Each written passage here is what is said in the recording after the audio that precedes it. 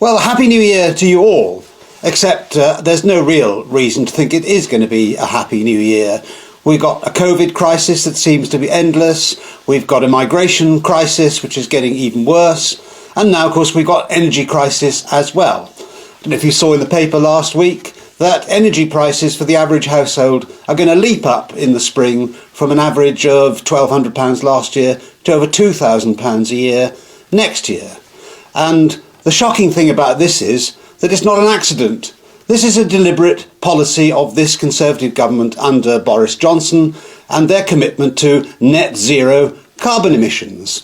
They think it's a great idea to make energy more expensive for us all. So it's going to cost us more to heat our homes, it's going to cost us more to turn the lights on.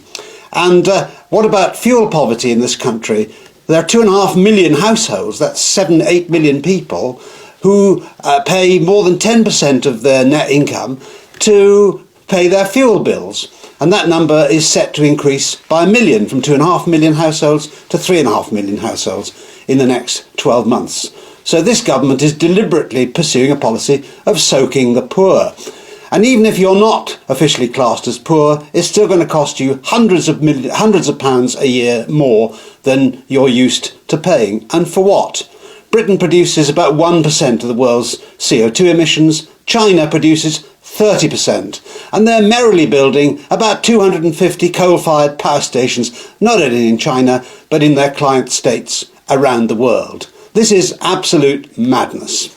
And it's no good voting for the Labour Party or the Liberals if you're concerned about energy prices, because they're even more wacky than the Tories on this. They think the Tories aren't actually going to be raising prices high enough to cause people to reduce the amount of power that they use.